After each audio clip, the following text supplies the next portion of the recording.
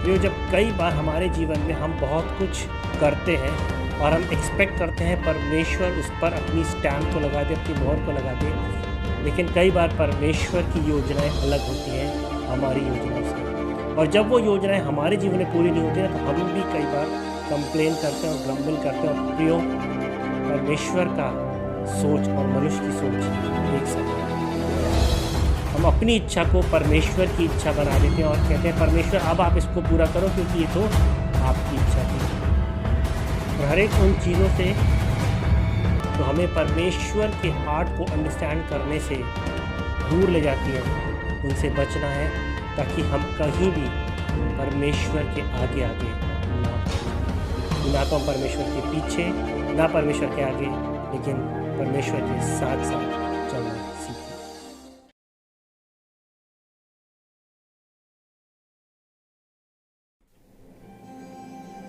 जय मसीह की प्रियो, एक बार फिर से प्रभु यीशु मसीह के नाम में इस वीडियो को लेकर मैं आपके सम्मुख आता हूँ।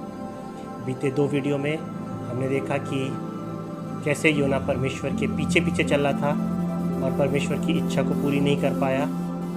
और दूसरे वीडियो में हमने देखा जब वो योना परमेश्वर के साथ साथ चलना सीखा तो उसने अद्भुत काम को एक निनवे शहर को बचाने में किया। आज हम उसी भाग में तीसरा वीडियो देखेंगे जहाँ योना अब परमेश्वर के आगे आगे चल रहा है। पहले वो पीछे था, फिर वो साथ साथ चला, लेकिन चौथे चैप्टर में वो परमेश्वर के आगे आगे चला गया। यदि हम योना 3 और उसका 10 पढ़ेंगे तो वहाँ पर लिखा है, जब परमेश्वर ने उनके कामों को देखा कि वे कुकर्म से फिर रहे हैं, तब परमेश्वर ने अपनी इच्छा बदल दी और उनकी जो हानि करने की ठानी थी उसको ना किया।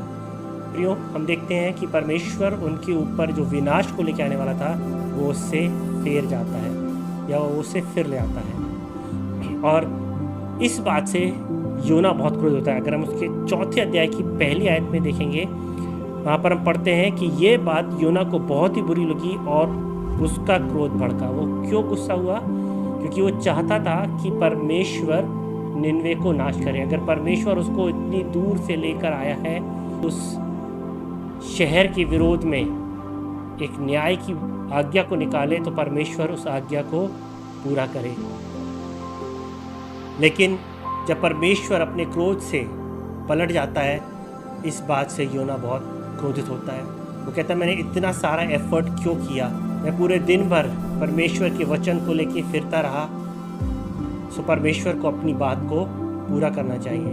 और यदि हम आगे पढ़ेंगे, वहाँ पर यूँ लिखा है, इसलिए अब हे यहोवा मेरा प्राण ले ले, क्योंकि मेरे लिए जीवित रहने से मरना ही भला है। वो क्या कह रहा है परमेश्वर, क्योंकि जो वचन मेरे मुंह से निकला था अब क्योंकि वो फुलफिल नहीं होगा, इससे अच्छा तो ये है कि मैं मर जाऊं। प्रियो, जब कई बार हमारे जीवन में हम बहुत कुछ करते हैं और हम एक्सपेक्ट करते हैं परमेश्वर उस पर अपनी स्टैम्प को लगा दे, अपनी मोहर को लगा दे, लेकिन कई बार परमेश्वर की योजनाएं अलग होती हैं हमारी योजनाओं से। और जब वो योजनाएं हमारे जीवन में पूरी नहीं होती हैं तो हम भी कई बार कंप्लेन करते हैं और ग्रम्बल करते हैं और परमेश्वर से कहते हैं कि बेटर तो हमारे लिए होता कि हम नाश हो जाते हैं। लेकिन प्रियो, परमेश्वर का सोच और मनुष्य की सोच एक समान नहीं है। इसीलिए परमेश्वर ने इस बात को समझाने के लिए योना के जीवन में एक पेड़ को रातों रात उगाया और उसकी छाँव से वो बहुत आनंदित हुआ और वो बहुत प्रसन्न हुआ। लेकिन अगले ही दिन, अगले ही रात परमेश्वर ने कीड़े को उस पेड़ के लिए भेजा जो उसको खा गया। और अगले दिन जब धूप आई और तेज़ हवा चली तो वो पौधा मुरझा गया।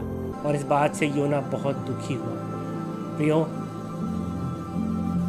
परमेश्वर से सिखाता है कि जिस चीज़ के लिए तूने चिंता तक नहीं करी, ना जिसको तूने उगाया ना मेहनत करी, उसके लिए तू चिंता कर रहा है, तो मैं क्या उन लोगों के लिए चिंता ना करूं? निनवे शहर जिसमें 1,20,000 लोग हैं, क्या मैं उन मनुष्यों की चिंता ना करूं?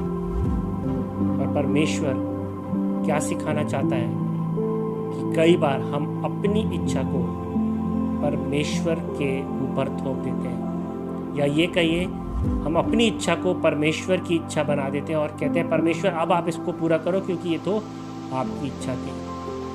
प्रियो, हम अपनी लाइफ में कई बार इस गलती को करते हैं कि हम अपनी इच्छा को लेकर आते हैं और परमेश्वर के सन्मुख रख देते हैं और कहते हैं प्रभु ये तो आप ही की इच्छा थी। ये परमेश्वर की इच्छा किसी को नाश करने की नहीं है, लेकिन परमेश्वर की इच्छा है कि सब लोग बचे।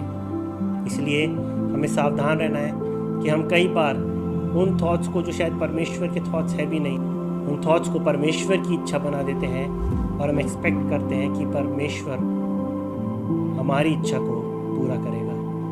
हमें केयरफुल रहना है और अपने आप को जांचना है कि कहीं हम अपनी इच्छा को परमेश्वर के ऊपर तो नहीं थोप रहे हैं। और हर एक उन चीज़ों से जो हमें परमेश्वर के हार्ट को अंडरस्टैंड करने से दूर ले जाती हैं, उनसे बचना है, ताकि हम कहीं भी परमेश्वर के आगे आगे ना भाग जाए। परमेश्वर इस वचन के द्वारा आप सबको आशीष करे और सिखाए कि ना तो हम परमेश्वर के पीछे, ना परमेश्वर के आगे, लेकिन परमेश्वर के साथ साथ चलना सीखें।